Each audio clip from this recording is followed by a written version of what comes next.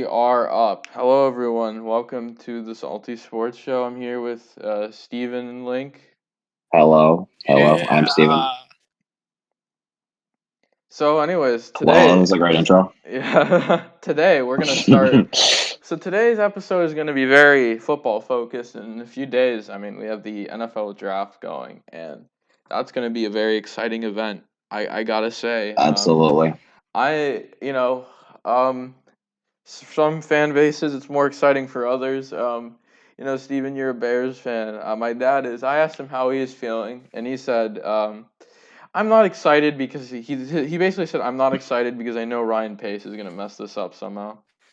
I mean, if it was me last year, I'd probably be a go. I'd probably enter that phase where like there's like that part of the off season where you get all your like mediocre slash reach to be good guys, and then you're like, you know what, this team could put it together. You gotta believe. That's the phase I sometimes get in.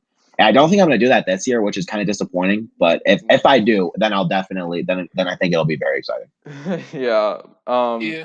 So I think we'll start with the first topic. Can I just say this Oh, before sure. we Go start, ahead. dude? It's talking about the draft. It's kind of nice seeing people being able to go to the draft. I know it's in Cleveland. I went before like, in 2019. I was one of the fortunate members to go to the Oh, Nashville how was draft. it? Yeah. It was an experience. I really liked. I mean, there was over. I think I forgot the number, but I think over a 6-digit number on Broadway. It's pretty Did no room Did you see? I'm on the assuming you streets. saw. Did you see the Jeffrey Simmons pick live, or did you see the AJ Brown one?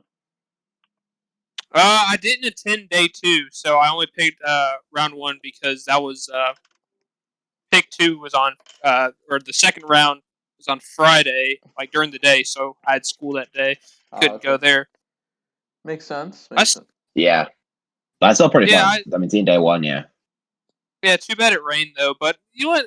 Like I said, it's nice to see because last year's draft was kind of weird, just out of in Roger Goodell's home. In his So it's basement, glad to yeah. see. It's glad to see an actual draft environment for this year. Yeah, that's pretty cool. Yeah, So I, I I I can't disagree. so the first thing I guess that we're gonna talk about, what who and for my team there's a Q&A, and the kind of the two prospects I'm looking at is we're gonna answer with that I guess early here, but which prospects have you been looking at and been thinking, I want my team to draft them? It could be a first round guy, it could be a second, it could be whatever. You fire away. hmm Yeah. Okay. I guess I'll start. Admittedly, as the person who might have done this the least. I mean, it's not like I haven't done it all. I'm just gonna preface it with that. But definitely looking at offensive tackle because I mean, this team has I mean they're investing in Andy Dalton. They might trade up to like pick 8 or something, which I'm not gonna assume they're gonna do that because that'd just be way too progressive for my head to handle as a Bears fan. So assuming they stay at 20, which I think is a reasonable expectation. I'm definitely looking to tackle. They have other holes. They don't have a corner. They don't have another cornerback to pair with damn, just an awful time to forget. Oh, Jalen Johnson. They don't have Yeah. another. They don't have another. Yeah, cornerback pair with Jalen Johnson, who admittedly has some like development steps to take. So they have a hole there. They could definitely use another safety. And they could definitely use another wide receiver. So they have other spots, but they're clearly going to invest in Andy Dalton. And as a guy who's a robot back behind the line of scrimmage when he takes the ball, they're definitely going to be looking at a guy who's going to give him some protection. That's going to be tackle. Guard, I think they'll be satisfied with Daniels and Whitehair, especially after what Whitehair did last year Yeah. down the stretch, the end of the season. He was very impressive. And they're definitely not going to draft a center round 1. So yeah, looking at the tackles, the dream, I obviously is Darisaw, although that is very doubtful. I have him going 13 to the Chargers, and I still think that's a reasonable expectation. And even if not, could see him going to the Vikings just right then after. I could see Darisaw follow the Bears, and I'll I hate to cut you off like that, but to just go quickly. No, don't worry. Yeah. In a scenario where I think J.C. Horn or Patrick Surtain falls to the Chargers, and we can get more into that later. Just specifically with the Mhm. Bears and Darisaw, all the Bears situation. I can see them pass on him because they also need a corner badly. They could probably try to trade back up in the first or use their second on like kind of another tackle in a deep tackle class. And Vikings kind of need that interior more than a tackle, so I could see them pass. And with the Raiders, who I think would be kind of like the last threat that you would have for Darisaw, they like a big physical, like aggressive guy, and that's like Tevin Jenkins kind of covers. But yeah, you could go back to your Bears ones. Yeah. I No, just no, wanted yeah, to no. give you the false hope. Yes. Okay. Well, I appreciate that. I very much do. But yeah, no, I especially too because like the Vikings and the Chargers have pretty similar holes. Like just generally, they have something. I mean, obviously not exactly, but like they both, I think, have a hole at corner, and they both have. Well, the Vikings do have that third rounder they drafted last year, who was pretty decent last year. They could expect him to keep progressing, but they still have a whole corner. They do have they still obviously have a whole tackle, so they got some similar spots. So if one passes, I don't know if it will happen, but I think it's possible that both could as well.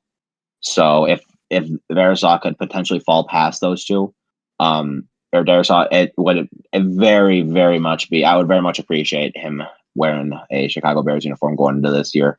If not, however, I wouldn't mind, or I like was looking at Cosme as a potential guy. He strikes me as a guy the Bears would love. Just a dude who's got so much he's huge. He can beef up a lot of guys. He's got like a tremendous amount of upside with his strength.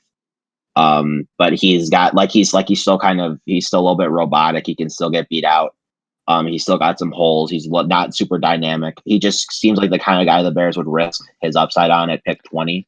Yeah, definitely. I would see that as a reasonable one.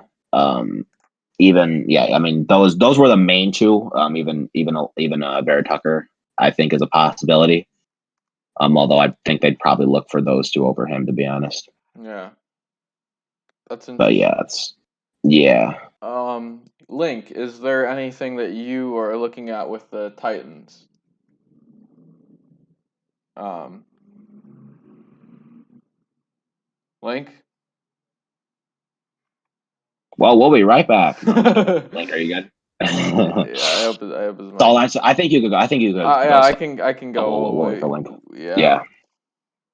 I was with the Dallas Cowboys, and there was a question in the Q&A. The Oh, there question, was. yeah, about not exactly specifically about what the Cowboys could do, but more about Mhm. you know, so people asked a question, and I had multiple questions about Patrick Surtain and Oh, was it JC. Surtain versus Horn? Yeah, Yeah. Patrick Surtain versus JC Horn. And with Surtain and Horn, um, they are two interesting players. I love them both to death. I think they're gonna succeed. They have different skill sets too, so it's gonna be it's a very good question to ask. Somewhat. I mean, they have their similarities and their differences. Okay, yeah, no. Yeah, like I'm not gonna say they're purely different, Oh but they yeah. have like in terms of their weaknesses, I think they're both are kind of different.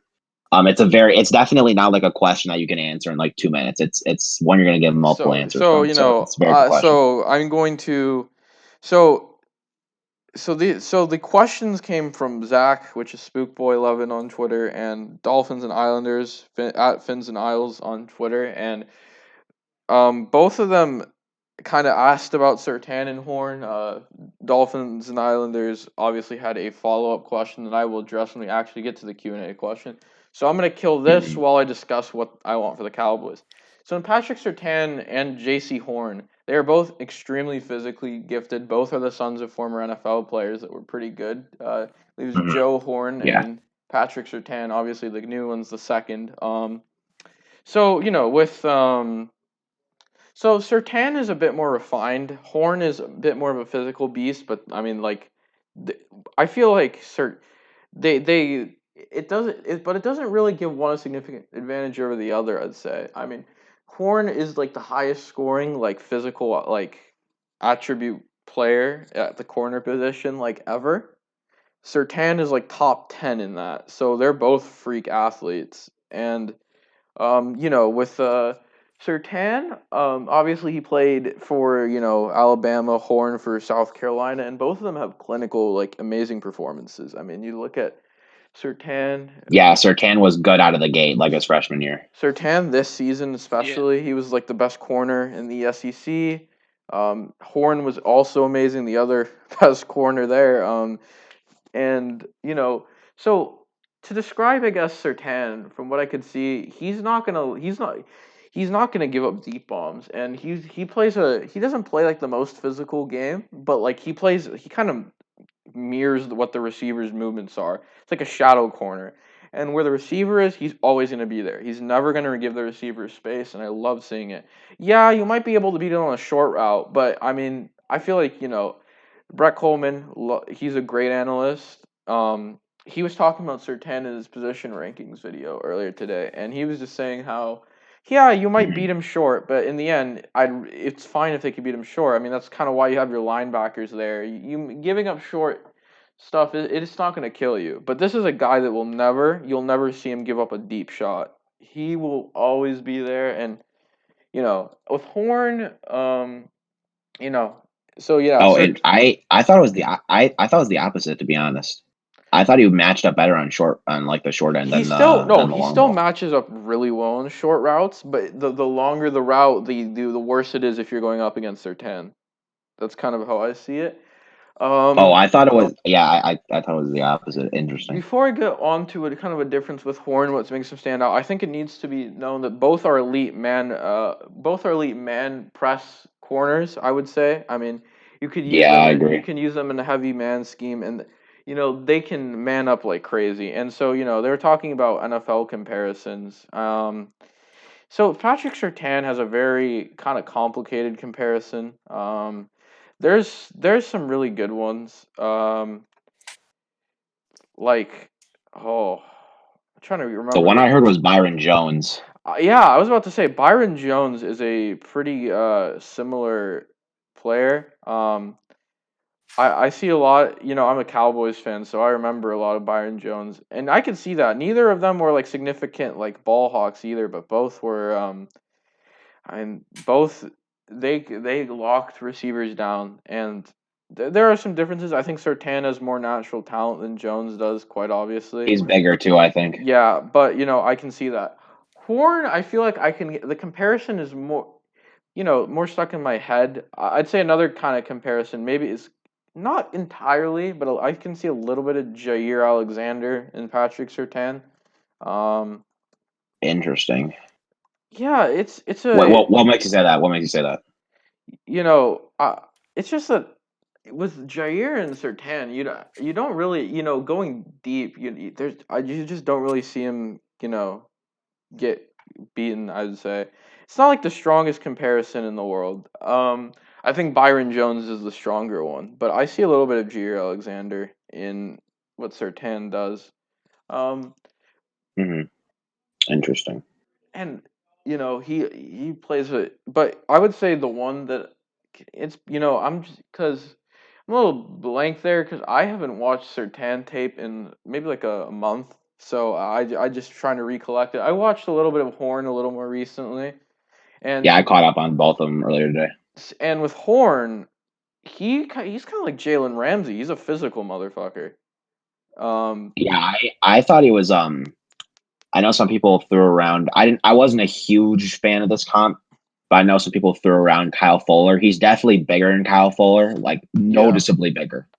But they both have kind of that same athleticism going for them. I could see that. Yeah. Yeah, like Kyle, because if he get like a bigger Kyle Fuller, Yeah, and essentially. so Horn, I would say, is he's kind of like Jalen Ramsey in a way. He's a physical motherfucker. He's gonna put your hands on you. He's not. He's definitely he is going to mug he's going to mug. Just like receivers, he is going to make it a bitch to go up against him, and like you are going to, and I don't think his technique is quite as refined as Sertan. I mean, I think Sertan is a guy.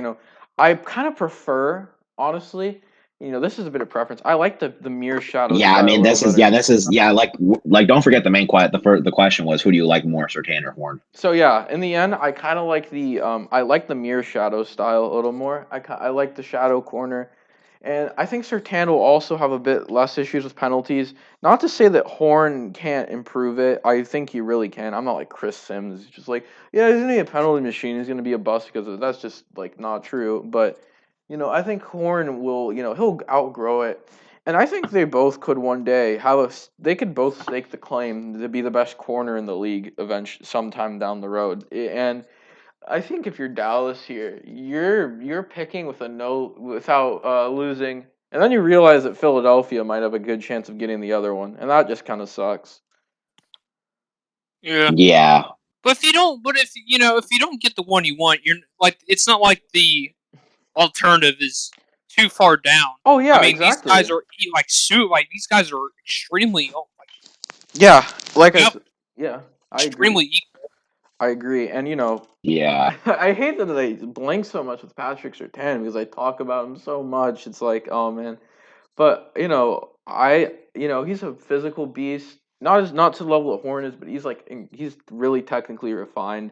I mean, Nick Saban has had a lot of really high praise for him compared to like a lot of his other players, and that really says a lot coming from Nick Saban of all people. I think with Surtain, like, love seeing him, shadow those receivers. And I was looking at that, some games like the one against Georgia. I saw Notre Dame. The one against Florida. And here's something cool that those two did is they both locked down Kyle Pitts when they went against him. Yeah, I know that's what some people were recognized as one of his big strengths. I remember seeing that. Yeah, and if I want to recommend games for you to watch both of their games against Florida, watch both of their games against Auburn. For Horn, check out his game against LSU. For Surtain, check out his game against Georgia, Notre Dame, and Ohio State. There's some really good tape if you want to see them at their best. And for Horn, there is a couple, and so Surtain doesn't really have any drawbacks to me. I guess that you could say his upside is slightly more limited than Horn's is, just because he's not as quite the freak athlete. But I mean, there's three kind of things that I think Horn could work on. One, obviously, reducing the penalties because the NFL refs are going to be a bitch to him, and if he can learn how to play it like Ramsey, where he's still gonna be a grabby bitch, and like you're still gonna be able to get away, the refs won't do anything. That's gonna be great for Horn. Another thing I feel like, and these kind of go hand in hand, his effort on the run game and tackling. And I think it's more the effort as a whole. I think he could have a much better motor when it comes to runs. Sometimes he just does absolutely nothing.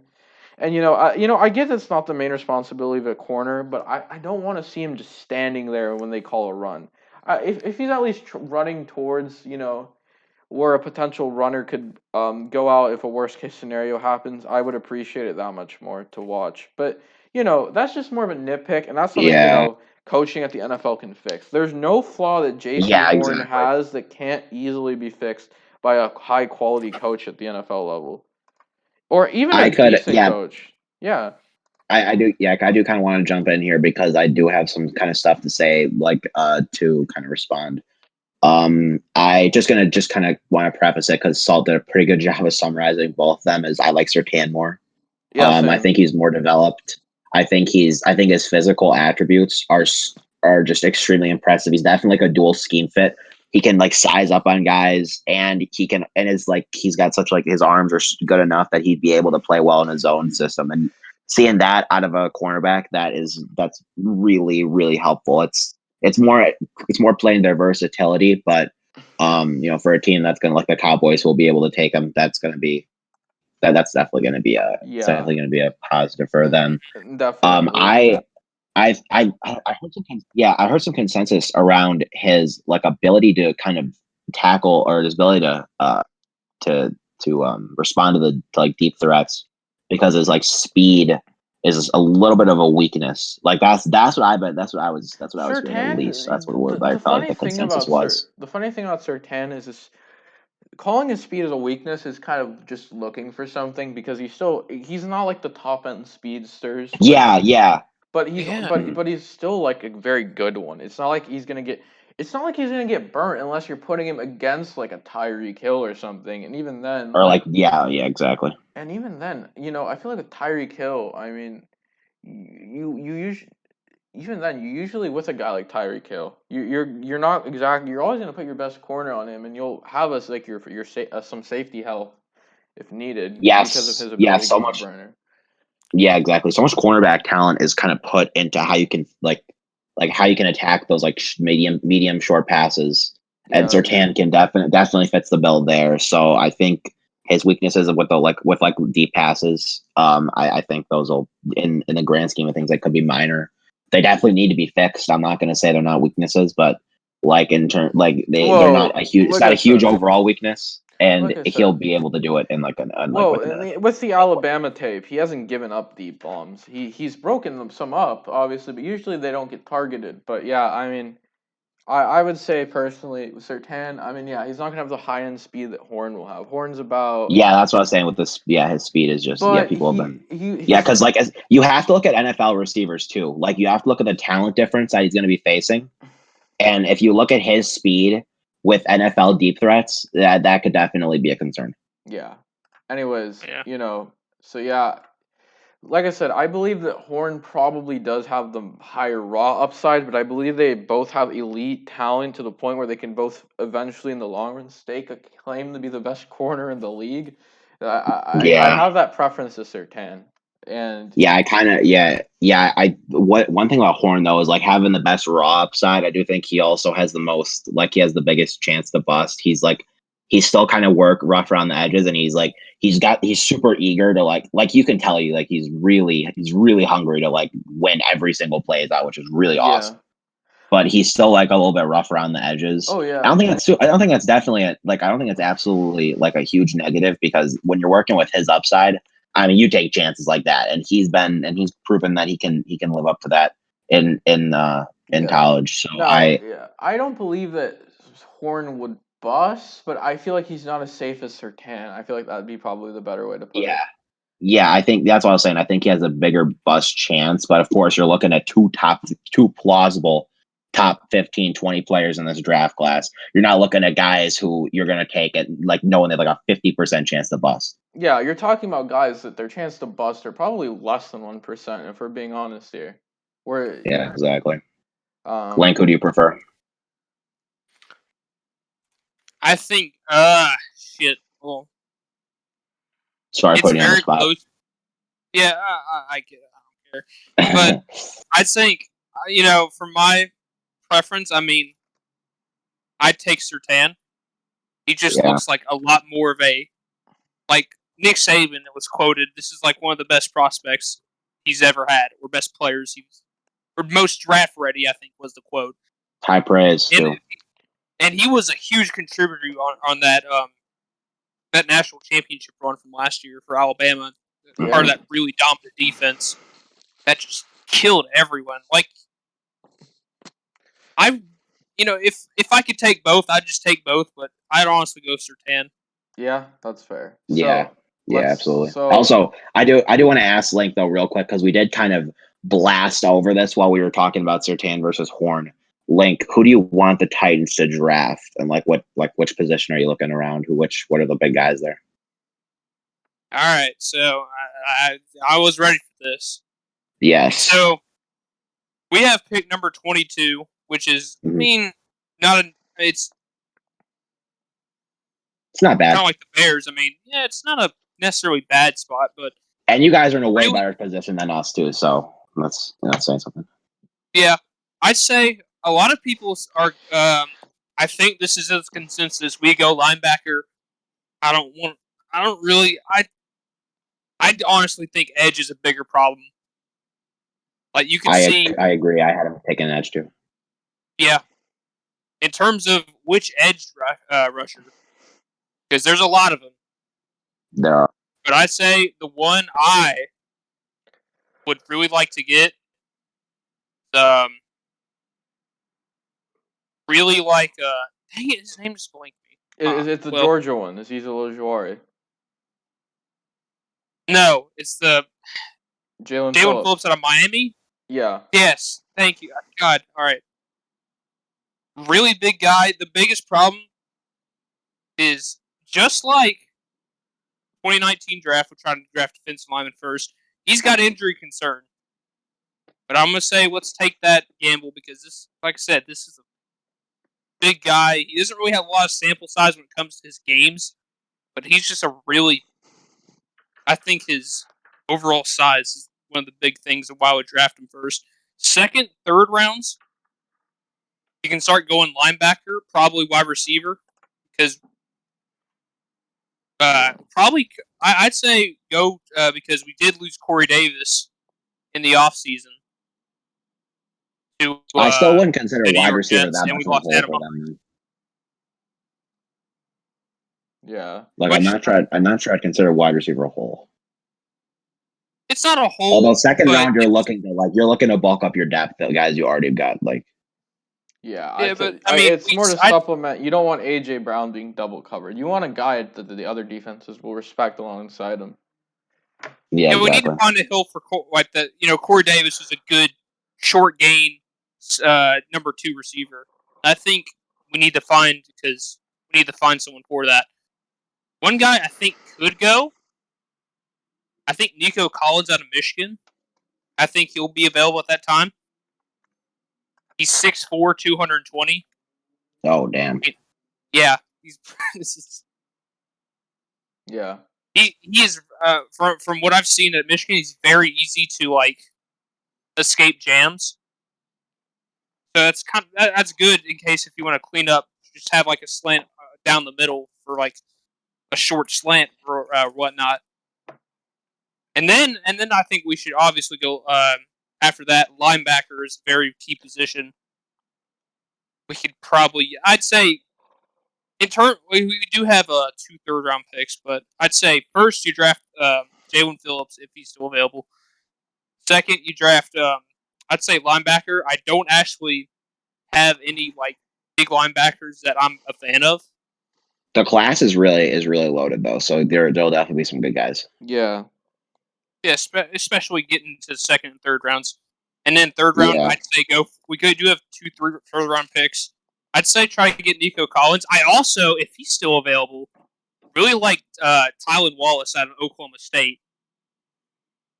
The very big play guy out of Oklahoma State offense. And then the rest of the picks, I don't really mind probably taking another linebacker just in case. And then, you know what? I'd say probably 5th or 6th round, try to just take a quarterback if you can.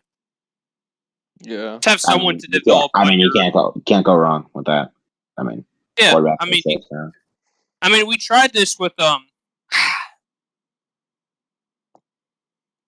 it's out of Washington State a couple of years ago. Jeffrey Forgot his Simmons? name, but no, Washington State. Oh, yeah. Quarterback. I just forgot his name. I'm sorry. Yeah. 2018. Yeah, we did the exact same thing, and then we cut him like our first. I wouldn't want to mind going after like Brady White out of Memphis because he'd probably still be available on the board.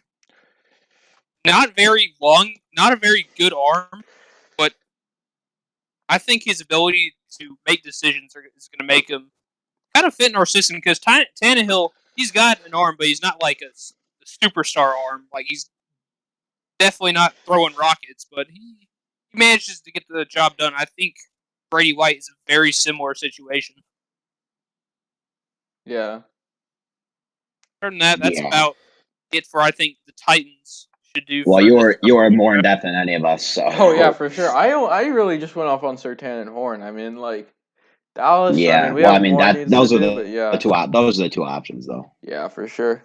Those are the 2 big ones. Anyway, so yeah, I mean, really, like So you know, we're gonna go on to the next thing. So we're gonna do the Q&A kind of rapid fire. If you guys want it like that. So I don't know. Wait, sure. Some of these questions kind of relate to some things that we kind of also were going to discuss regardless, but you know, we'll do this real quickly. So some of these questions are very similar. So we had a couple. So we had two kind of questions about late round steals or sleepers, and then also from the same guy, a question about players with the biggest bust potential. So late round steals and sleepers. Any guys that you've kind of seen, not really first round projections, but you think they could be pretty good. Um, I would say this guy's kind of a second rounder, but De'Ami Brown. He's definitely a guy who only a select amount of teams is going to thrive with. But if he can, but I mean, if he goes to that right team, he could be a real weapon. His deep ball's uncanny. I mean, it's beautiful. Or his threat with the deep ball is beautiful. yeah. For me, I'm gonna go with like a guy from my college team, Vanderbilt. Just watching him play, Deo. His last name is very. I think it's Deo or Odingbo. Yeah. I'm sorry if I butchered that. Yeah. Don't worry about Probably it. one of the. Like I said, I'm sorry if I butchered that. Really big. This was the guy on Vanderbilt's defense last year. One of the only bright spots of watching any football games last year for the Vanderbilt Commodores. Yeah. Mhm.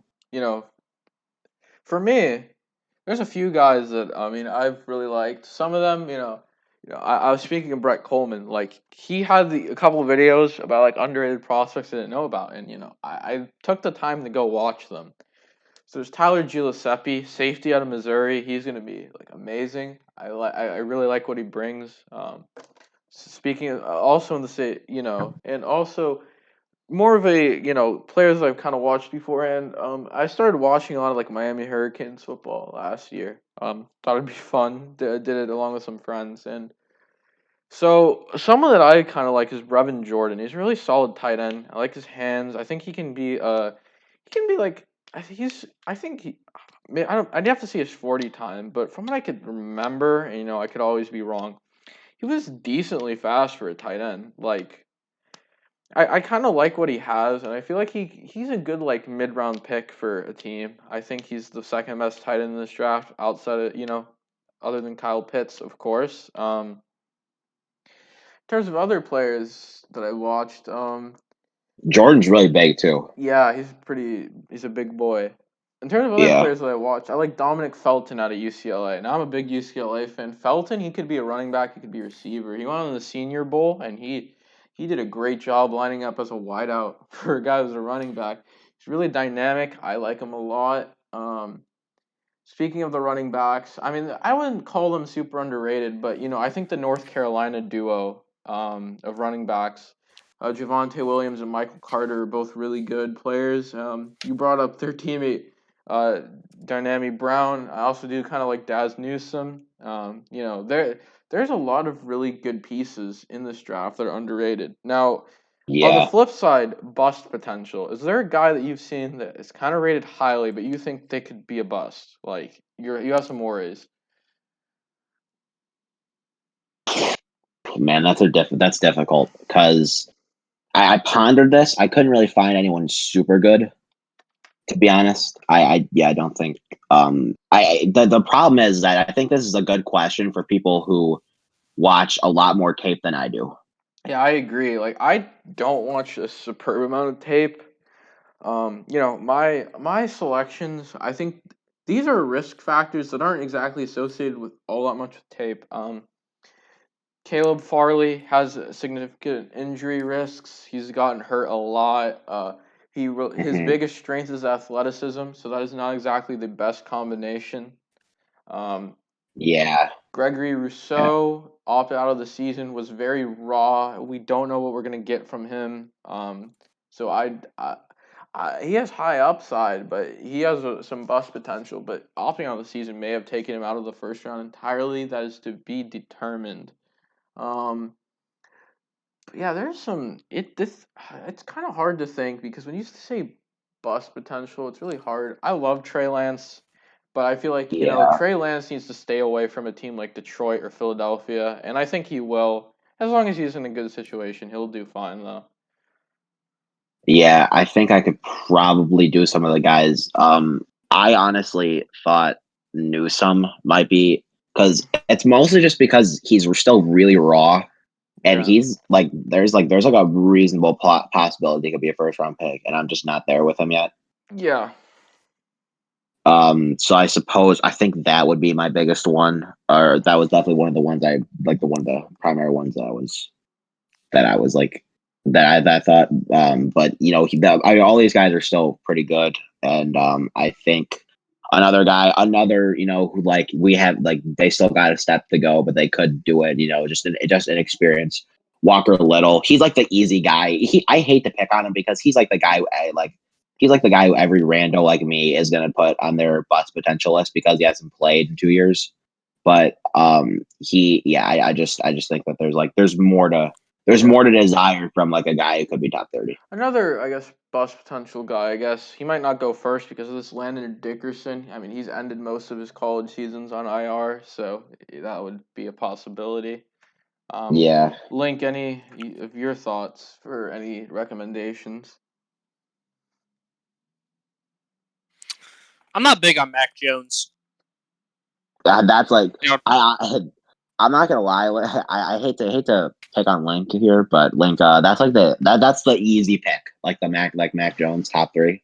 Yeah, I think it's weird with Jones because I don't think he's good enough to go to the top 3. His upside won't justify it, but at the same time, Exactly. his floor doesn't really tell you He's bust in he's just like principle. a perfect. I think he's just like a perfect fit for what the Niners want, and I think that's why they push so high if they take him at 3rd. Yeah, it seems like Shanahan wants Jones and the scouting department wants Lance. But yeah, go ahead, Link. What were you gonna say? it's just like you'll say. I mean, It's not that I think he's a bad quarterback. I just don't like his position in his draft. Like top 5? Yeah. Yeah. No. Oh no. Where was he before? He's, He was some people. I don't know if some people had him in the 1st round even before the Niners news broke. Yeah, that was a very weird thing. Yeah, I agree. I mean, yeah, at best I think he's at least a late, maybe top 2nd round.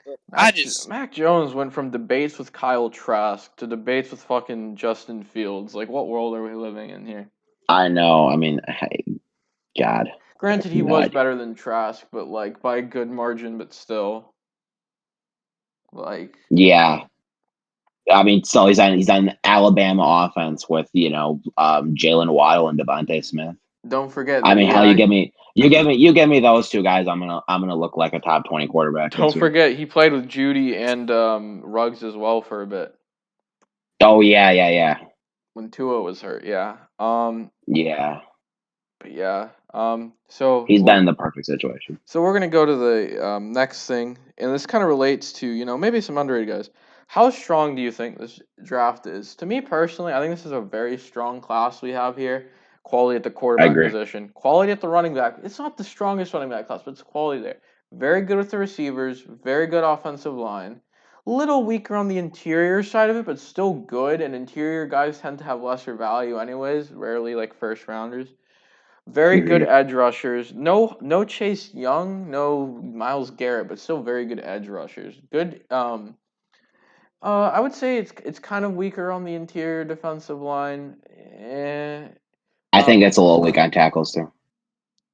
Yeah, I mean no tackles. Outside of you have Sewell as a generational tackle, but after the 1st round, I don't think it's too exciting. I mean I kind of like it. I think the guards are the ones with the bigger drop off. Well, yeah, no, offensive line in general is a bit of a weakness, but I probably shouldn't have focused on tackles. I probably should have opened with offensive line. But I know that I remember I think in the tackles outside the 1st round is not something I'm super excited about. Yeah. But yeah, the guard class is kind of weak. The center class. I mean, center class is I guess fine, but I mean the guard class is pretty weak for the 1st round for teams who need guards too. The linebacker class is pretty good. The corner class is good. The safety class is kind of weak, but it's still there's a lot of good late round guys. Just no outstanding talent. Yeah. It's not like 2018 when you had Derwin James and Minkah Fitzpatrick. Yeah, exactly. I agree. I'm of the philosophy that a class is only as good as its quarterbacks, and you're not going to get a quarterback class much better than this. just alone, ignoring every other quarterback, Trevor Lawrence is easily one of the best quarterback prospects to ever be scouted. Yeah, I Like agree. he exudes upside in every possible way. Plus, he's got the most immaculate hair I've ever seen. But I gush over it often. Okay, I'm sorry. I had to bring it up. That's All right. fine. That's fine. Yeah. Yeah. But ignoring him, Wilson's solid. I mean, he's a consensus too. You know, he's got some upside. Even like Fields dropping. I mean, he is still a guy that's going to be taken top 10, most likely. And of course, you got to look at Lance, who again is a risk. He's been injured, but his decision making, I like it a lot. His like turnover worthy play rate was like super low, especially compared to like Lawrence. Lawrence's wasn't that special, but Lance's was off the charts. Yeah. And like even Mac Jones, the fact that he's top 3 means some teams like what they see in him. For sure. And he was the guy who's like the back end. I mean, he was considered the back end, and I mean that top 5 is, you're not going to get much better than that. So, for underrated, and we got another question about underrated and overrated prospects it was Bo Canucks. That was pretty similar to the one we just did. Yeah.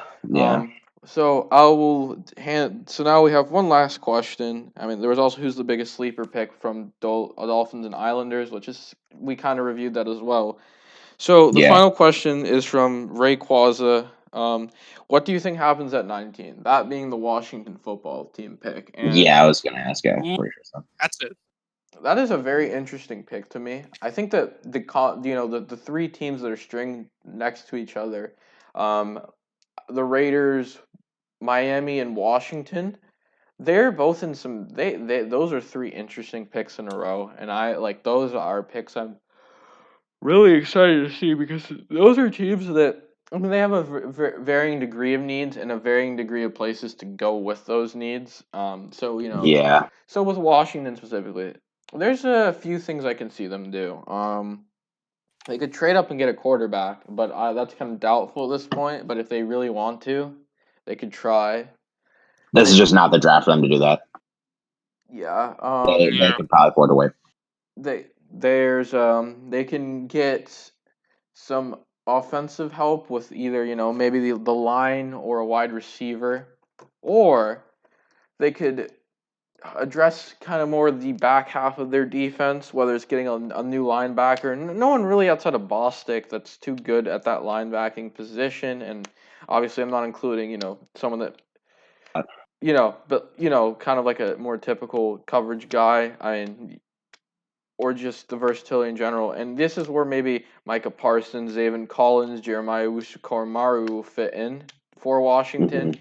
Maybe they go at the secondary. You take a guy like maybe Caleb Farley. If you want to do at a safety, Trevon Moehrig. There's a lot of things they can do with their pick. I'm kind of thinking they're going to take a linebacker here. I think they're going to take Parsons, Collins, or Koramoah. I don't think Parsons will be available. I have him picking JOK. JOK, he's a little bit. He's kind of small for an NFL linebacker, but he plays all around.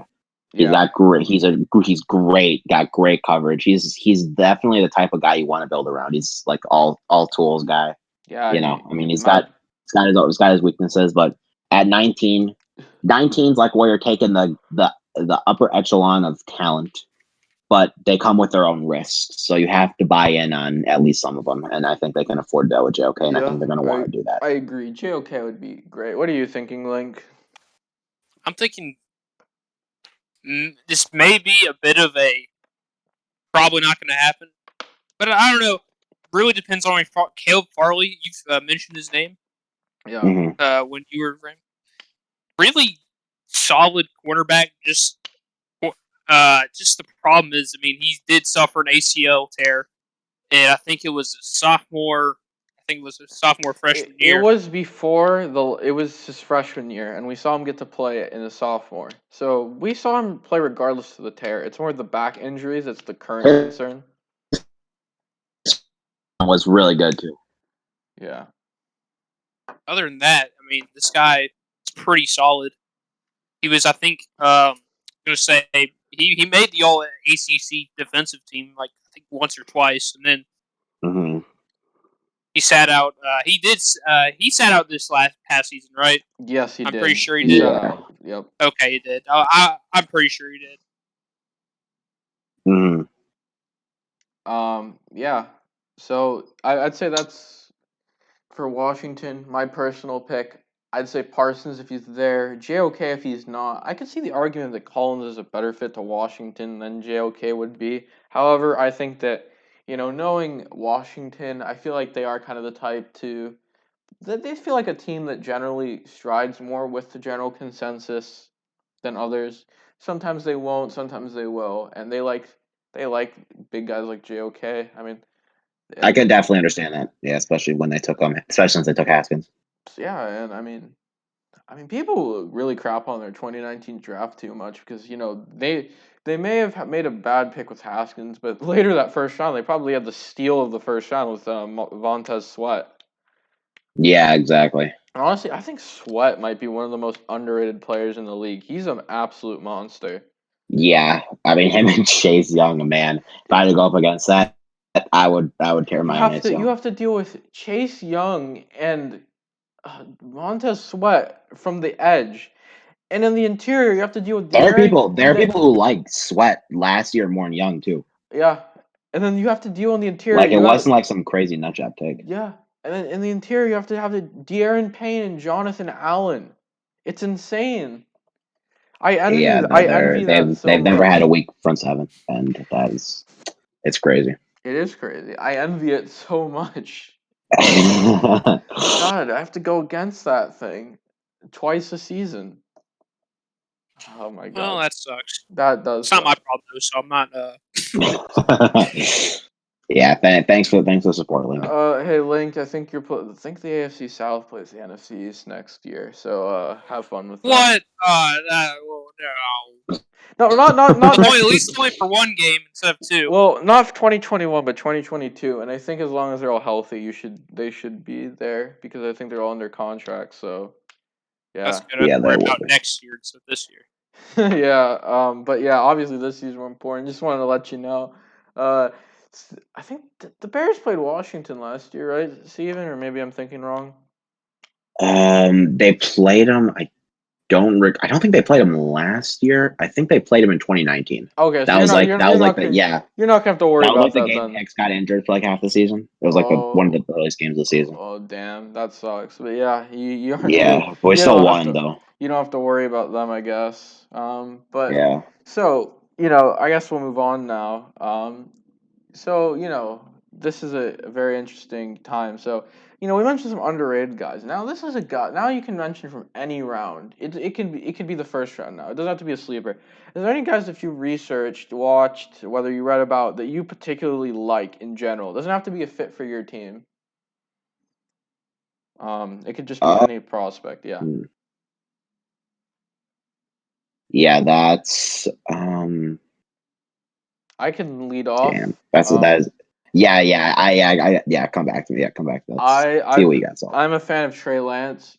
He's kind of like a mix of Dak Prescott and Josh Allen in a way. Yeah, I really like the I arm had strength. yeah. I think he's a lot smarter than people give him credit for. I think he's ridiculously smart. I've I've gotten into arguments where people think his decision making is pretty poor, and I honestly don't know how you could possibly think that. I mean, Yeah, he's definitely a guy that you can trust to be kind of experienced, which is kind of ironic considering his playing time. his accuracy could use a bit of improvement downfield, but that's really it. Like I really think Trey Lance is extremely fixable. I love him. I love Trey Lance to death. I mentioned He's Dominic going to be a good fit Felton. for yeah. I like him a lot. I'm a big fan of Kyle Pitts. I mean, everyone kind of is at this point. I Yeah, but I mean, still. like I said, I love Sertan Horn. I do like JOK. I like Zayvon Collins, Jaden Davis at linebacker, edge rusher. My two favorites, and also my top two. Jalen Phillips, Miami. Obviously, talked about him earlier. Love the technique. He has this amazing cross chop that always works.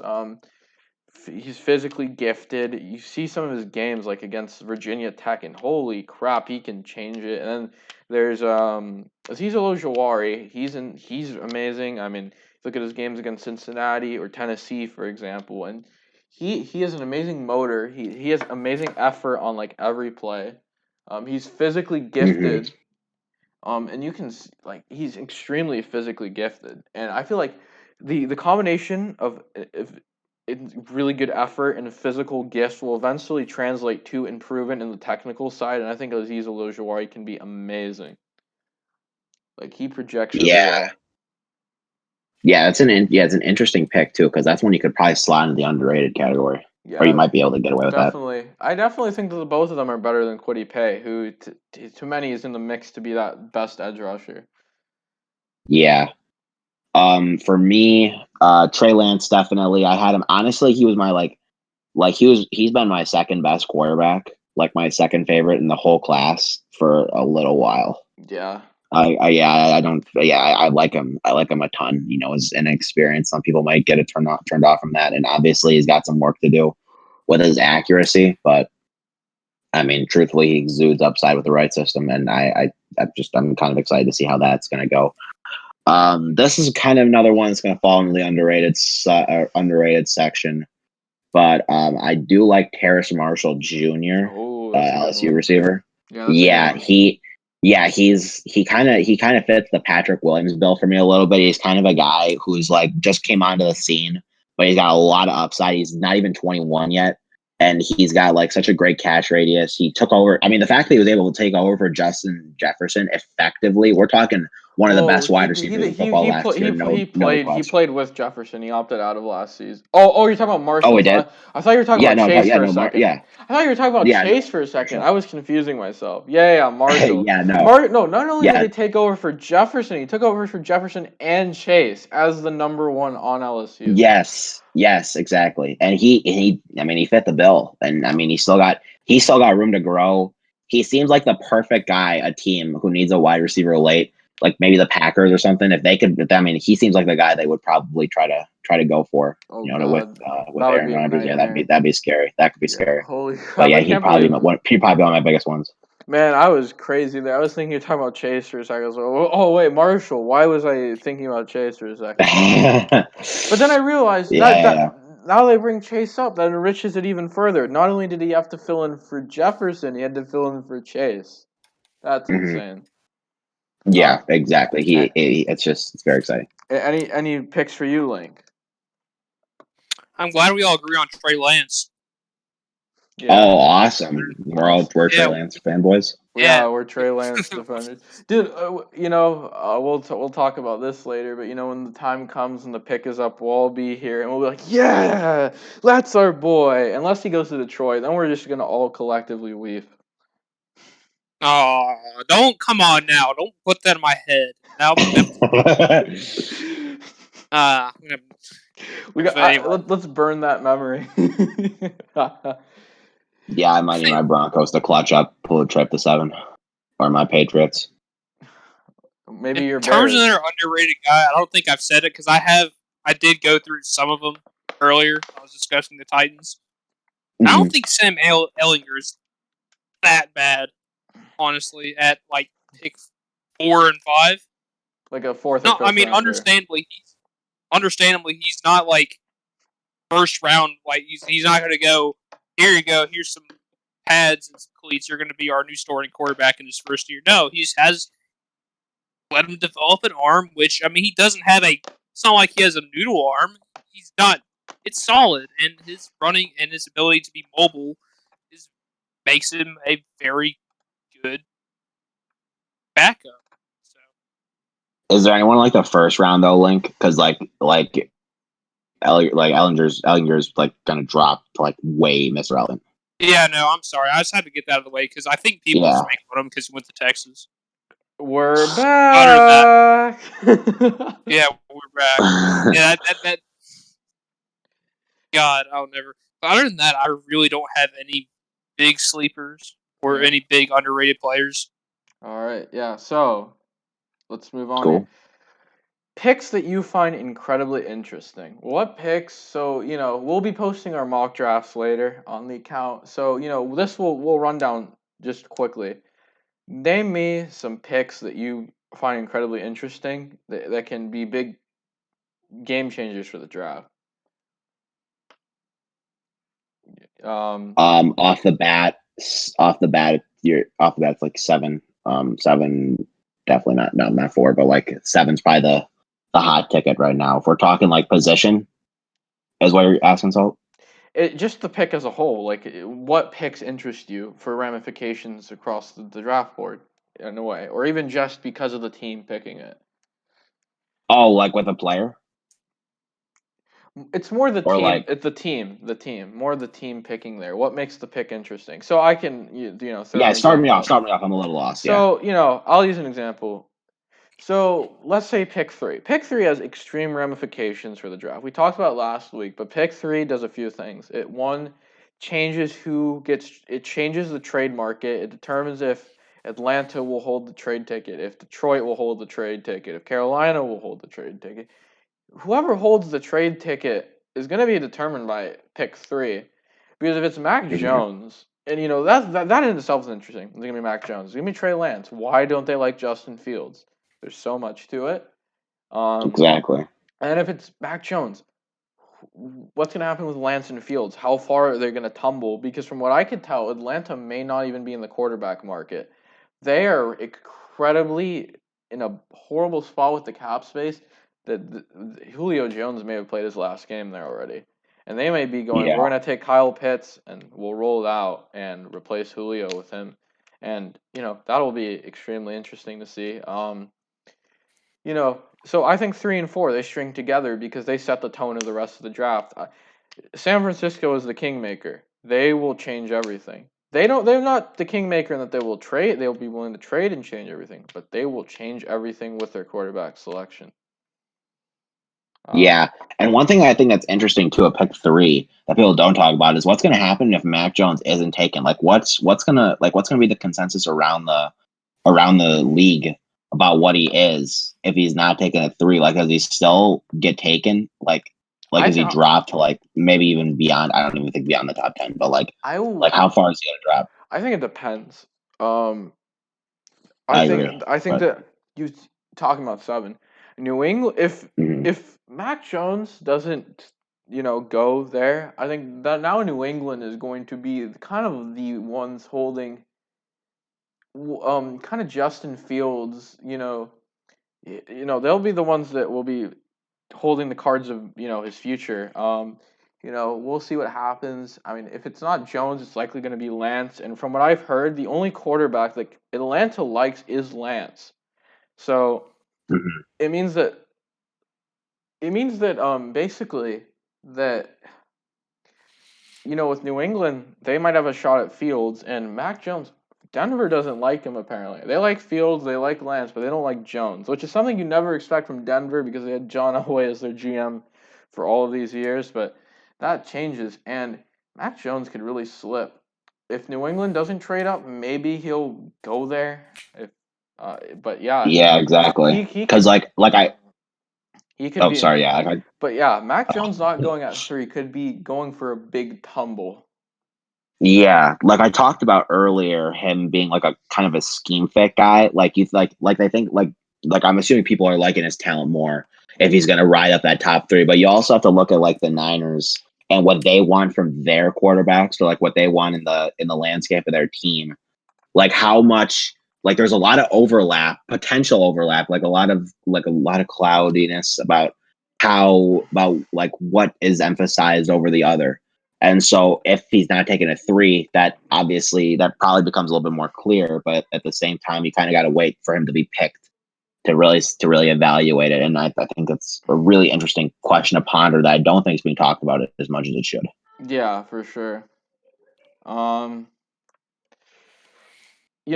yeah, pick 3, 7, and 9 are probably like the big game changers. How about you, Link? Any picks that you are particularly interested? It could even be for a different reason, like Let's see here. Pick number 1 to see how Jacksonville ruins Trevor Lawrence. Okay, never mind. I'm joking. I was a troll. Wasn't very funny either. But anyway. Yeah, Jaguars trading down. All right. right. Let's pick two. Yeah. I Let's do reel it in, think. guys. Let's reel it in.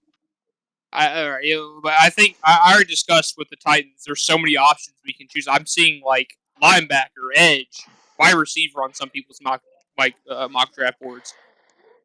Very interested. Very interested in that. We mentioned it before. The Washington team pick. A lot of options you can go there. Yeah. Other than that,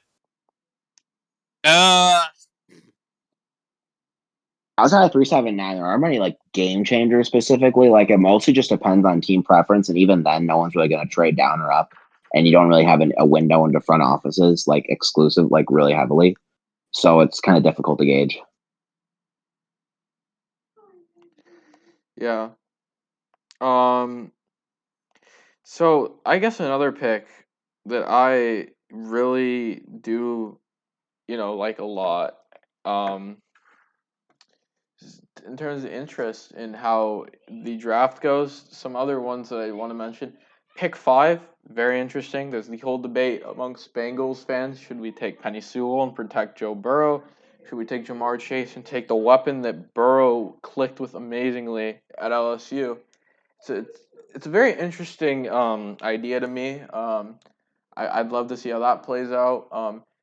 The Chargers pick will be interesting because they'll either have a choice at an offensive tackle or maybe they'll have a choice at a corner, and that would be interesting to me to see how that plays out.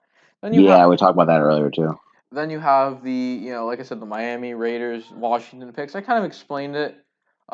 Miami has the ability to, either they have the ability to potentially start making markets go. They can maybe start the edge market, they could start the linebacker market, they could start the running back market. We'll see what they decide to do there. Because those are picks that, with those classes, some of the top guys at those positions will be there because, the team needs of the others as well as the best player available hierarchy kind of favoring them in those positions. And then you have Mm-hmm. I'd say another two picks that I'm interested to see is what are the Baltimore Ravens doing? They traded Orlando Brown, but are they going to take a receiver with one of them? Are they going to go 2 BPAs? Will they take an offensive tackle? Well, it's They've got a lot of different options to go with, the and I mean, like, yeah. their wide receiver depth. It's not bad. Marquise is talented. And he's like I think is he their front guy still? Yeah, he's still their front guy. He's very talented, but very inconsistent. Doesn't really have He hands. is, yeah. He's not a one receiver with the way it looks, but who knows? Yeah. They don't really have a one receiver though, to be fair. Like that. Yeah. Um. So yeah, could they? I like talk about Marshall earlier. He could absolutely be a fit for them. Yeah, I could see Marshall as a Ravens pick, even Rashad Bateman out of Minnesota if he falls. We'll Yeah. see. A lot of great picks. The Jets at 23. I could see them go with a BPA kind of pick there, depending on who they feel is the best guy. Seems like a good option if Caleb Farley drops there too. That could take him there. Farley, Pay, Yeah. Phillips, Bateman, but maybe they want to take a running back. Maybe they want to take a center. A guard. We'll see. Yeah. Then obviously, so yeah, that is kind of a look at the kind of a look at the NFL draft. Before we kind of move on, is there anything that anyone wants to say generally about the drafts? Like, just it could be anything, really. Honestly, I just can't. I think this is very not very relevant, but I'm very excited to see Trevor Lawrence play his first game in the NFL. I am on the edge of my seat for it. We're gonna see the dome masterpiece crafted as Trevor Lawrence. Like, I don't know, he just walks into somewhere and there. This is something else that's going to be interesting. There's some guys that could get traded in draft day. I wonder where Gardner Minshew goes. That's going to be interesting. Oh yeah, he was the guy everyone thought would be going, or some people thought would be going to the Bears before they got Dalton. Even after they got Dalton, I know some people are like maybe Minshew would have been way Although better they to get than they want Dalton. both. He would have been way better to have because he costed I less, and don't you could think have it kept was. Fuller. Now that I think about it. Yeah, but I mean, Minshew is definitely does not have Dalton's upside. I mean, Dalton's upside's limited, granted, but I mean, he's definitely the guy you want to invest in as your starter at this point if you're the Bears. That's fair. I mean, I don't think Dalton is very much either, but definitely more so than Minshew. That's fair. But per the cap hits they cost, Yeah, that's kind of how I view it. that's valid. That's valid. But yeah, and so the other, Link, is there anything that you would like to say? Oh, I'll just close out the draft. I'm, very excited. I've been thinking, this is like a very like I don't know how I could phrase this right. Pretty much the within like a few hours of when Dak Prescott got hurt and when I was like crying and coping, I was just thinking I guess it's time to start thinking about the draft. The season's kind of over for Dallas, and my brain has been on Patrick Surtain ever since then. Like, there's been two things: can Dak rehab well, and can Patrick? I want him to be good. Can he get his extension, please? I love the guy to death. Can he be our Cowboy quarterback for? I don't know, for another 5 years, hopefully, and beyond. I mean, obviously, that's just the next contract.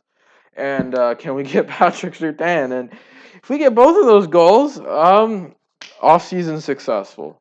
Absolutely. Link, anything to say about the draft before we move on? All I got really should be a fun draft to watch. Can't wait to see my favorite. Well, I can't say the more favorite parts watching the draft, especially recently, is the ESPN. You know how it is during the draft. Oh yeah, Guys walking up. Said that. Guys walking up to the stage and then just the entire tragic backstory of the player. I cannot wait for that. Dude, God, that's like so sad to see. It's so sad to see some of these players. It's like the worst thing, dude. It's so groan worthy. Just every time, it's like everyone's got their own Batman origin story. It's like oh man, that just sucks to see. It hurts. It hurts. Not in the way it's like, yeah, it sucks that they're presenting. Obviously, like knowing this, it can't hurt because it is a part of those players. But it just sucks to see so many of them. It's like, why is this world so cruel sometimes? Moving on to a lighter note, which is kind of hard to do on such a somber note. We're going to. I know we're not great at it. We got Major League Baseball, and we spent a lot of time in the NFL. Okay, you said we're going on the lighter topics, and then you want to start bringing up baseball. Especially for me, this is not a lighter topic. Yeah, listen to this guy. By the way, he's up 2-0 against us in this series. Dude's beat us 5-0, and yesterday won 8-7, and he's complaining about that. Like, listen to this guy talk. You just got no hit, which. Oh hey, we're beating the Reds now. Look at that. Oh my God, I just. Yeah, we're doing something. Okay, you see, the Dodgers right now have an injury bug that's really bad, and we're kind of the back half of our lineup is a AAA team, so it just sucks to see.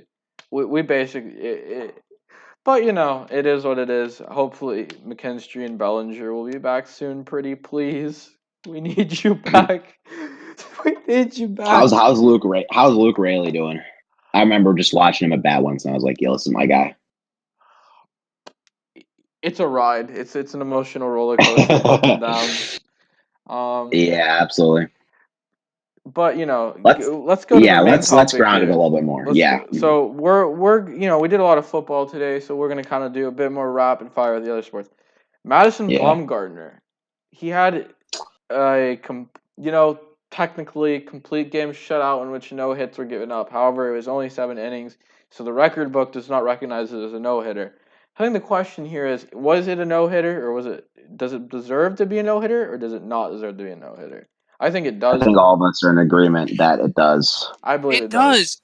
Like this wasn't like, oh, it was a rain delay and they had to postpone. No, this is the new MLB rules that doubleheaders are 7 innings now. So Yeah. if the MLB doesn't want to count Exactly. it, it's on them. That is on. That is, yeah, exactly. Bumgarner didn't do anything wrong. He got the no hitter. He should have it. It's fucking blasphemy that baseball is not going to score like that. It's not. That's something out of his control. Maybe like a career night. I mean, obviously it's Mad Bum. His career night was probably like some amazing playoff game, but this is like his career night. Maybe as a Diamondback. I would say. Oh, absolutely, absolutely. And they just do that to him. Like, are you kidding me right now? And it would have been And everyone, It would have been funnier if Gallen also didn't give up any hits because he just gave up one. yeah, I mean, they put on a show. I mean, I know like the arguments, like I'm not really as much of the argument, but just always like finishing a game in 7 innings as with a no hitter. It's always going to leave a sour taste in people's mouths because everyone's so used to just 9 innings. And so even if they score as a game, which it is, a doubleheaders now are 7 innings for this season. And Yeah. that's how the MLB rulebook is played out, and that's how that's technically, and it follows within the standards of the rules. But everyone's so used to that 9 innings instead of just like the whole game, the game itself. Everyone just equates the 9 innings to the game itself, that they're not used to it. So it just leaves a sour taste in people's mouths when they see a 7-inning no hitter, no matter what. I mean, and even I kind of felt that too. But like I said, it's still within the rules. It's a no hitter for the entire game, start to finish, without any delays or anything. It should be scored. So Yeah, I agree. I mean, it does raise the question since the MLB's not counting. Well, since he didn't play all 9 innings, does this mean it's impossible to get a no hitter in Little League? They play like 6 innings, or any other like junior like ball. It's impossible unless that's dumb. You play the amount the set amount of innings for the level of game you play to get no hits. It counts as a no hitter. Yeah, I agree. exactly. As long as it is That's the heart of the as argument. long as 7 innings is considered a complete game, which baseball does score it by, it should be also considered a no hitter. If you believe if you do not, if baseball decides to not call 7 innings a complete game truly in the scoring, maybe I can understand that. But it is a complete game. It is a complete game shutout, and thus it is also a no hitter. You can't take that away. Exactly. Yeah, that's the heart of it, really. So yeah, I think we're all kind of in agreement there. So now going to the National Hockey League, trade deadline passed. Not a lot of big deals have happened since then. Blackhawks, I'd say, got a good trade deal for Mattias Janmark, who got basically the same return as Taylor Hall, which was the big piece of the deadline, and he is off to Boston, where he's been playing well since then. He fetched Buffalo a 2nd-round pick and Andres Bjork. Taylor Hall went to Boston with Curtis Lazar. I feel like this is Buffalo was in a damned if you did, damned if you didn't situation with the Hall trade, and in the end, you'd be slightly less damned if you did it. Yeah, maybe not just slightly. I'd say very, because if you didn't trade Hall, well, I think that would have been a bad thing for free agents looking to sign 1-year deals with you, like Hall did. So you granted him a wish. He's gone. This makes you a little more attractive to the UFA market for guys on 1-year who might look for a 1-year prove-it deal and eventually to get traded for value at the deadline because, Hall's value depleted. At least they fulfilled on the promise of trading him. I don't know if it's that as much as kind of just like, because you can live without like that, like for the next few years, because they're gonna be awful anyway. Yeah. But like, if like you got to get something. Hey, you definitely got to get something for Hall, because like there's a point. Like I'm gonna tie it back to like with like the Pirates and like trading like Tyone or Musgrove or Cole, all of whom weren't very good when they were or had some gaps in their development when they were traded, and all of whom now are better than they were when they were traded. But that's besides the point. It's you as long as you have to get something for them if you're going to do what the Sabres are doing. So you can't really lose the deal, I think, but it can definitely be looked upon quite poorly based on your staff as a whole. Oh yeah, I agree. I think that with that situation, that Yeah, is it how might it be a is. bit convoluted, And but that I is how it hope is. you guys And hope you're hell, okay. I'm glad that Hall's doing a lot better in Boston. He's improved.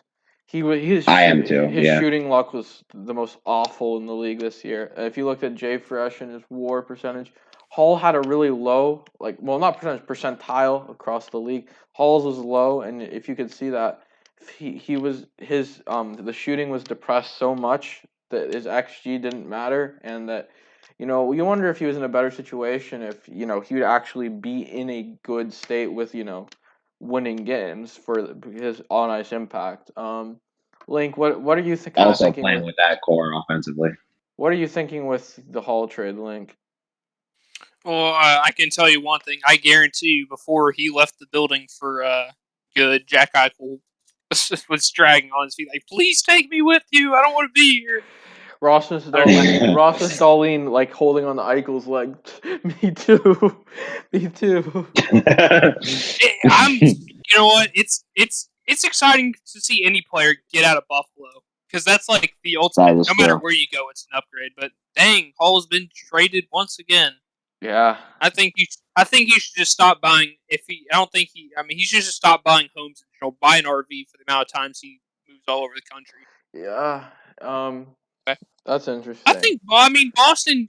They are still in a big play. They are still in a big cup push. I think they're still. I think right now they are first in the Atlantic. Maybe fact check me on that. But you know what? You get a nice guy first. I will. Yeah. Hold on. Yeah. I don't recall exact. And But you know what? Getting a nice guy for like 4 death pieces. You know what? Because he will help in that playoff push. and Exactly. unfortunate Blackhawks news that broke like an hour ago. Adam Boquist has broken his wrist. Yeah, I saw after a tough loss too. I mean, it's the Lightning, so I don't really care if they lost for But the it sucks who's more that we expecting to lost win. Boquist. But yeah, it does. Yeah, it's a shame. That's a bit. Even if he's like one of the like lower tiers of our top prospects, I would say. I would Like, say he's one of the I mean, he's higher been ones in kind of terms of his slow development. potential. But Well, yeah, but like I don't know. current play, I'd say. It's such a it's kind of a like of the guys of like the top guys, he's probably the lowest of them on the team, like in terms of how he's progressed so far. Yeah, but It's still a really tough loss to what did he sprain or break his wrist? it seems like he broke it, which Oh man, yeah, that's just hard to see. yeah. That's a tough He'll be one. back for Yeah, for next sure. season, but that should be a season ender right there, unfortunately. Even It if will. Yeah, no. It will for sure. Yeah. it sucks, but it is what it is. Hmm. So Should bring up another Blackhawks news. We have another piece of like those mid 2000s, 2010s Blackhawks retiring. yeah, Andrew Andrew Shaw. Shaw, that also Yeah, that hurt. I honestly can't believe it took him this long to retire because he has been off and on with injuries like so much. Concussions too, man. He was a Yeah, fighter. concussions are such a He killer. he He he. was, yeah, he was his. I mean, he was really solid, Dude, like way back I when. love seeing him. Dude, he brought like he you could definitely tell he loved the game. He was a great player. I mean, Absolutely. he was a low key productive player too. And Hmm. it happens. Unfortunately, it is what it is, and I just wish Shaw the best in retirement. Totally. Really hard to see some of these players retire for me.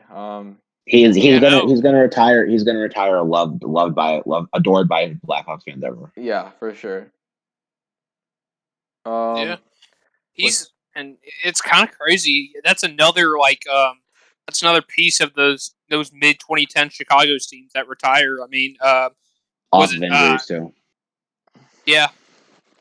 yeah, I think we just gotta beginning of the hope year Seabrook retired, right? Seabrook retired in the Yes. middle of the year, and Yeah. man, I hope Taze is fine. I am not gonna take this shit if Taze has to like his Oh, disease is gonna. Oh my Yeah, god. that'd be devastating. yeah, that's But that's unfortunate. you know, I hope Taze will be fine. And with he's really close to playing 1,000 games too and getting some like milestones, which I mean, that's less important Hmm. than just seeing him on the ice. But you want to see him get to them.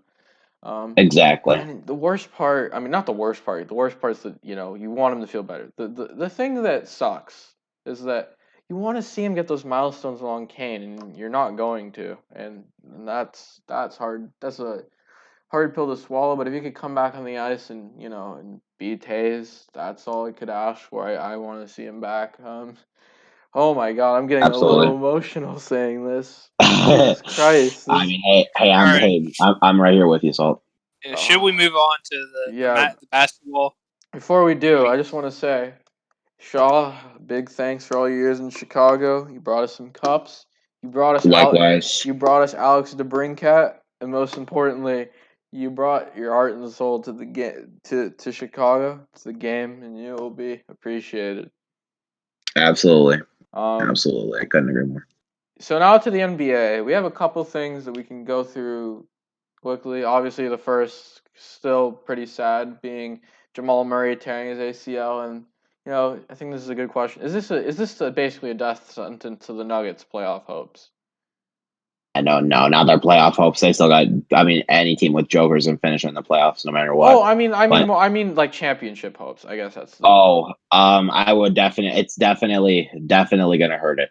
I'm definitely gonna need some pretty strong flex tape for it. But because like Murray's been really solid this year. Like he's been after some like I know some people were like a little bit kind of iffy on how he's gonna perform with that extension. But he's really lived up to those. He's really lived up to those expectations this year. It's been really awesome to see, and it's really tough to see him get out like this. Yeah. So I would say it's definitely a pretty big blow. He's a huge part of that backcourt, but they still got Jokic. They've still got pieces to make it pretty far. But yeah, no, losing Murray is definitely a pretty big blow. Yeah. It sucks to see. Anything else to really say about Murray or yeah?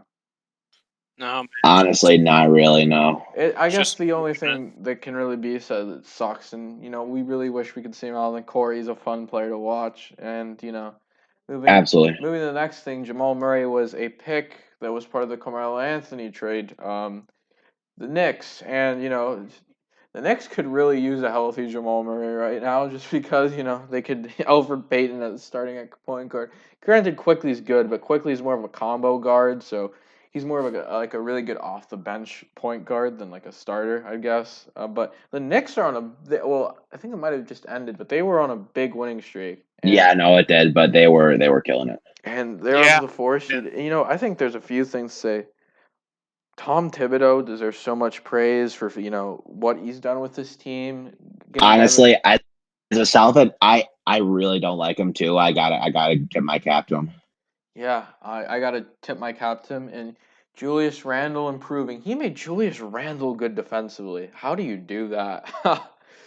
Yeah, Wow. even he's been. I mean, he's been good. He's been better all around. He's he's seriously making a case as one of the best players this year, Yeah, he has an which he is could really something. I think he will finish top 10 MVP vote. Maybe he won't, but he deserves to. He deserves to. He'll be around that range. To be honest, it's not out of the realm of expectation. And you know what? He should probably. Do you think he'll win Most Improved Player? I think he probably should.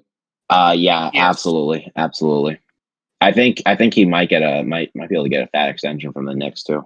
Oh yeah, that's true. Yeah, Randall's a keeper. He's gonna be their temple. He's gonna be the guy to build around. Um, Mhm. Yeah. you know, and R.J. Barrett's getting better. Mitchell Robinson's been kind of hurt, but he's been good when he's there. You have Emmanuel Quickly. I talked about him a bit. Things are sailing smoothly for the Knicks, except for Alfred Payton. Let's be honest, Tom Thibodeau is just trying to cook him by giving him all those minutes. Yeah, exactly. But yeah, Yeah, exactly. that's it for. I mean, is that anything more about the NBA really, or I got one. yeah? We this happened. This happened. I think last week. Pretty big. Steph Curry broke the record for for consecutive 30-point games. Yeah. It's been awesome that he's recovered so well because I honestly did not think he was going to be able to play at his MVP level He's got to after be. that injury. I can't see why not. I still think it's Jokic, but he's definitely going to finish top 3. I feel like there you have Jokic, Curry, Giannis, Mhm. Embiid. Those are like those are the strongest cases, I'd say. I feel like Embiid's kind Yeah, of I tailed agree. off because of the injury that he had, but those three, I mean, like, wow. James Harden as well. I mean, Yes. Especially after Yep. the move to Brooklyn was, oh my god, it was a saving grace for. It might have been a saving grace for his career, if we're being objective here. yeah. Perhaps it was the change in strip clubs. I'm sorry. But yeah, like this has been a really interesting season. So yeah, I mean, big props to Stephen Curry. He's a player I've grown to appreciate more and more as time goes on, and I think basketball fans will too. I mean, what's gonna be interesting? Everyone talks about the Jordan LeBron debate, but the Curry Kevin Durant debate is gonna be interesting when they both retire eventually.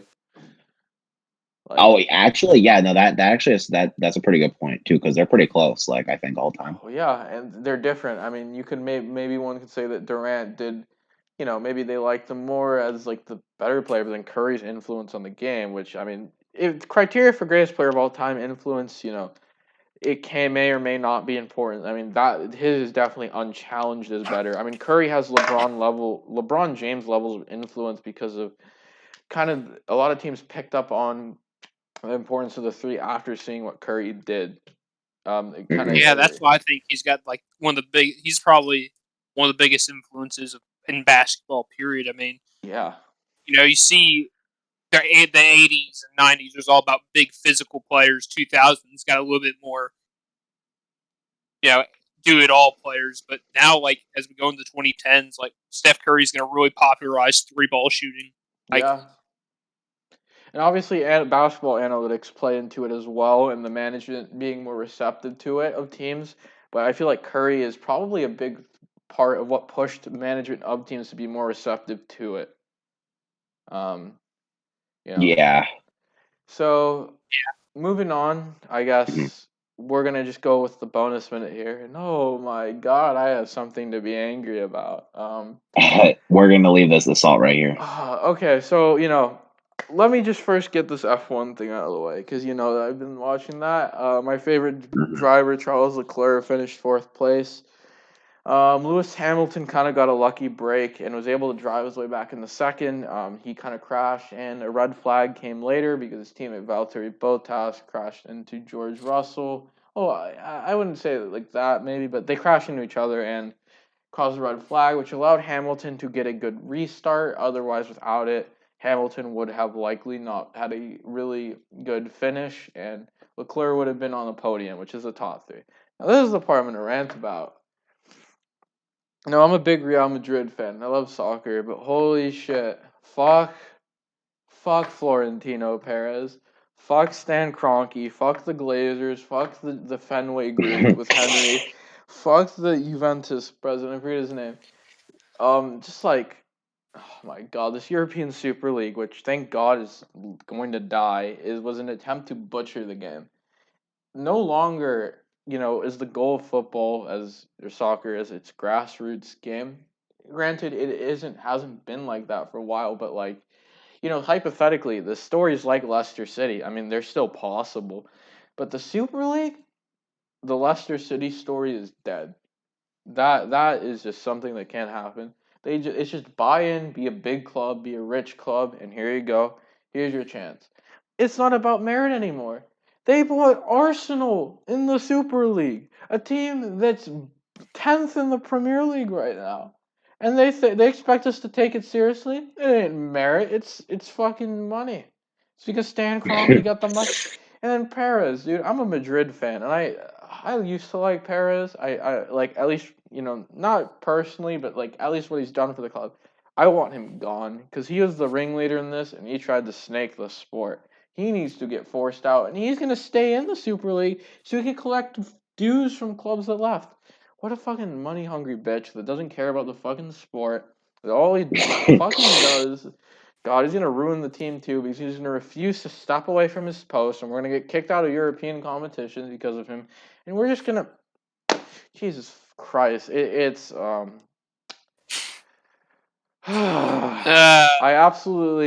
absolutely despise the Super League. Props up to Bayern Munich and PSG for never joining it. Big respect to those two teams.